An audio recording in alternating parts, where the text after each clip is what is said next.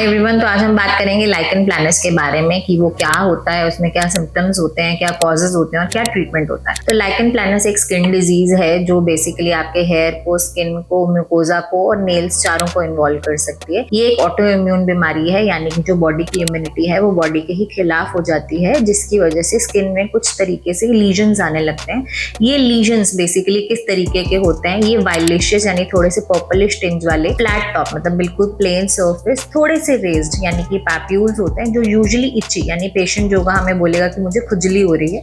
ये बॉडी के किसी भी एरिया में हो सकता है। तो depending on what kind of legion you have और किस तरीके का उसका डिस्ट्रीब्यूशन है, हम लाइकेन प्लैनस को डिफरेंट तरीके में डिवाइड कर सकते हैं। जैसे हाइपरट्रॉफिक यानी बहुत ज्यादा उठी हुई लीजन, एट्रॉफिक यानी कि बैठी हुई लीजन, उसके अलावा लीनियर लाइकेन प्लैनस यानी जिसको कोबिनराइजेशन बोलते हैं, यानी जहां पे भी आप स्क्रैच करेंगे वहां पे लाइकेन प्लैनस के नए निशान आ सकते हैं। इसके अलावा एनुलर लाइकेन प्लैनस होता है यानी सर्कुलर शेप्ड होता है। टेनिक लाइकेन प्लैनस यानी कि सन एक्सपोज पार्ट में होगा। इनवर्स लाइकेन प्लैनस यानी कि fold areas of the body में होगा। फॉलिकुलर लाइकेन प्लैनस यानी कि आपके हेयर फॉलिकल्स के अराउंड बॉडी में, स्कैल्प में जहां से बाल जा सकते हैं, परमानेंट एलोपेशिया हो सकता है। उसके अलावा नेल इन्वॉल्वमेंट हो सकती है जिसके अंदर नेल डिस्ट्रॉफी या नेल टेरिजम फॉर्मेशन हो सकता है, या जेनाइटल लाइकेन प्लैनस और इवन म्यूकोजल लाइकेन प्लैनस यानी कि ओरल लाइकेन प्लैनस जैसी सिम्टम्स भी हो सकते हैं। तो बेसिकली क्या कॉजेज होते हैं? As I said it is auto immune, but there are certain triggers और कंडीशंस जो कि एसोसिएट की गई हैं लाइकेन प्लैनस के साथ, जो कि hepatitis B infection, if a patient इनोस सर्टेन एंटा मेटाबोलाइट्स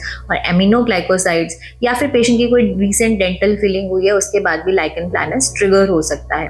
तो बेसिकली ट्रीटमेंट कैसे डिवाइडेड होता है? अगर आपका लाइकेन प्लैनस सिम्प्टोमेटिक है और सिर्फ इचिंग की कंप्लेंट्स है, लीजन्स लेकिन ज्यादा नहीं बढ़ रहे हैं, तो टॉपिकल ट्रीटमेंट में पेशेंट को रखते हैं और सिम्प्टोमेटिक रिलीफ के लिए, इचिंग के लिए एंटीहिस्टामिन दे सकते हैं। तो टॉपिकल ट्रीटमेंट में topical steroids, moisturisers, topical immune modulators जिनको पैमैक्रोलिमस, टैक्रोलिमस बोला जाता है, उनका इस्तेमाल किया जा सकता है।